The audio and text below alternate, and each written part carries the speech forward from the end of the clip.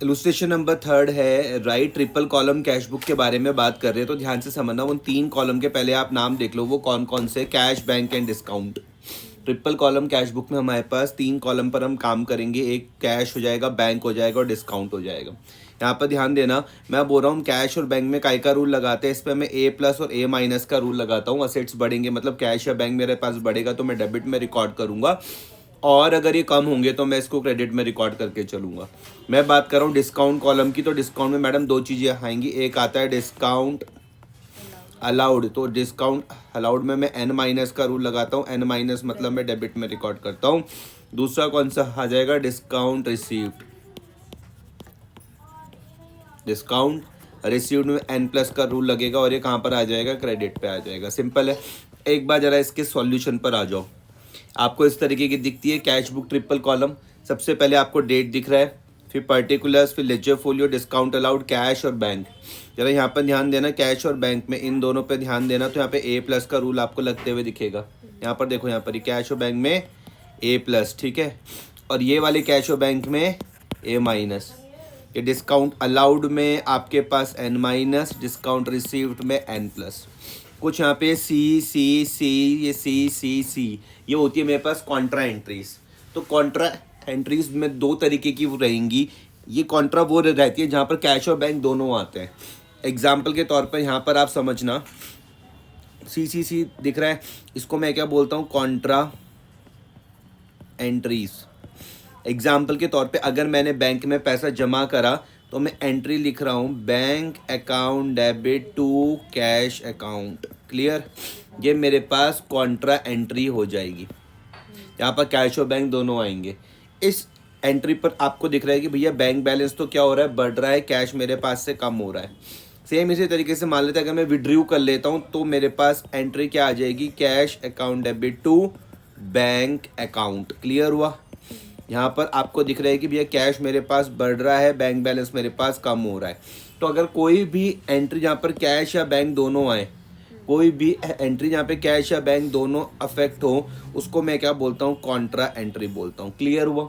उसको मैं किस तरीके से दिखाऊंगा, रिकॉर्ड तो मैं करूँगा और यहाँ पर लेजर फोलियो में कॉन्ट्रा लिखूंगा ऐसे। सी, अब आ जाओ।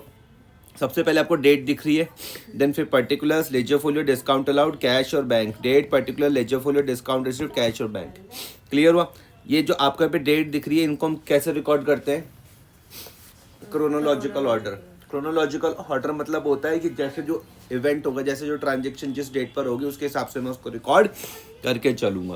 क्वेश्चन पर आ जाओ। सबसे पहला है कैश इन हैंड दिख रहा है, इसका मतलब है ओपनिंग बैलेंस ऑफ कैश है मेरे पास, कि मार्च 31 को मेरे पास कैश इन हैंड कितना होगा, 15,000।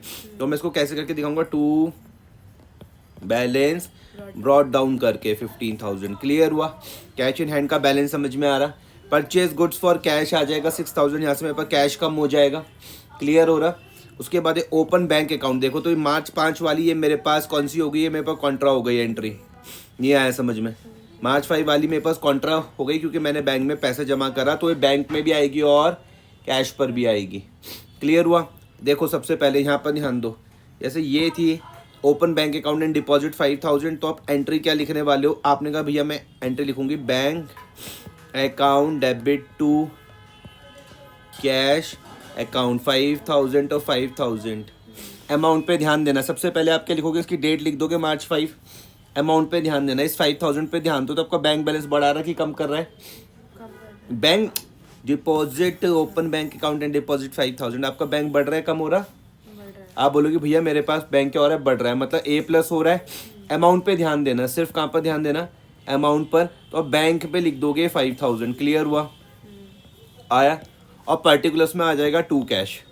क्लियर हुआ। अब इस वाले 5,000 को देखो, इस वाले को, ये 5,000 को आप बोलोगे भैया तो कम हो रहा है, इस 5,000 को आप कहाँ पर लिखोगे, क्रेडिट में। किसके, कैश के क्रेडिट में। कैश के क्रेडिट में लिख दिया आपने, कैश के क्रेडिट में। ये 5,000 दिख रहा होगा आपको यहाँ पर, ये, और यहाँ पे लिख दोगे बाय बैंक। तो ये आपकी क्या बन गई, कॉन्ट्रा एंट्री बन गई है। सिंपल है। कॉन्ट्रा एंट्री पहचान पा रहे हो, ठीक है। उसके बाद है कैश सेल्स में कैश बढ़ जाएगा और टू सेल्स आ जाएगा।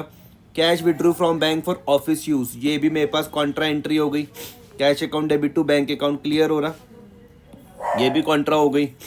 फिर है मेरे पास अब ये वाली देखो मार्च 12 वाली, रिसीव कैश फ्रॉम दामिनी से मुझको कैश मिला 3000 का, कितने का मिला, तो कैश मेरे पास 3000 बढ़ जाएगा और डिस्काउंट में मैं 100 रुपीज़ दिखाऊंगा। सॉल्यूशन में देखो कैश आपको यहाँ पे 10 कहाँ गया, दामिनी वाला, ये 3000 रुपीज़ कैश दिख रहा है, डिस्काउंट में आपने 100 रुपीज़ दिखा दिए, सिंपल है।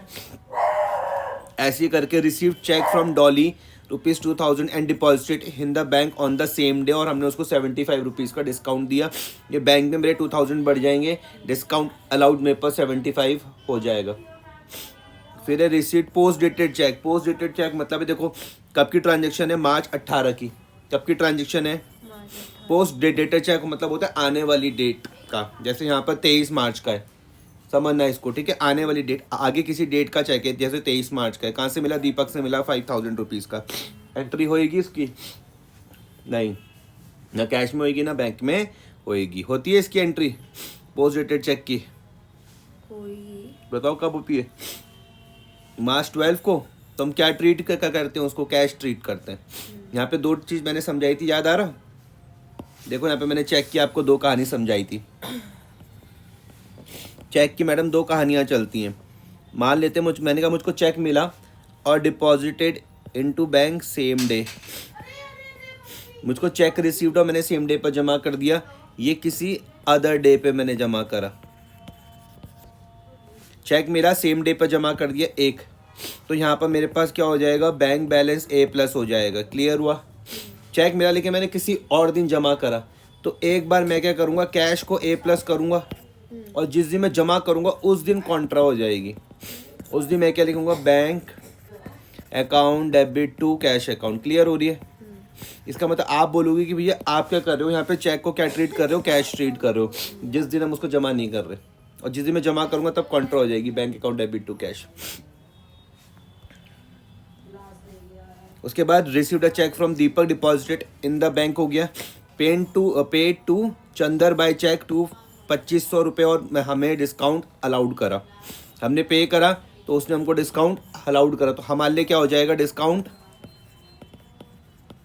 बोलो, रिसीव्ड, नहीं आया समझ में। उसका withdrew from bank for personal use, personal use के लिए ड्राइंग हो जाएगा, क्या ये कॉन्ट्रा होगी, नहीं इसकी हो जाएगी drawing D R to bank. Sold goods to Ashok, ये भी आप कर लोगे, आएगी ये, कहाँ पे आएगी, ये नहीं आएगी मैडम, ये क्रेडिट ट्रांजेक्शन है, सोल्ड गुड्स टू अशोक नहीं आएगी, ये आपके पास क्रेडिट ट्रांजेक्शन है, Ashok account debit to sales account, ये सेल्स बुक में आएगी, क्लियर हुआ। परचेज गुड्स फ्रॉम चंदर, क्या ये आएगा, नहीं ये भी नहीं आएगा, ये भी क्रेडिट ट्रांजेक्शन है, purchase account debit to Chander account, ये दोनों के दोनों क्रेडिट ट्रांजेक्शन है, ये नहीं आएंगे, ठीक है। वेंडरी transaction not recorded in cash book, receive cheque from Ashok Mitra to 20,000 and deposited in the bank, same day पर हो गया, तो bank account debit to Ashok, clear. उसके बाद bank charges for the month 100, तो क्या हो जाएगी इसकी entry, bank charges DR to bank account, समझ में आया, करो इसको फिर।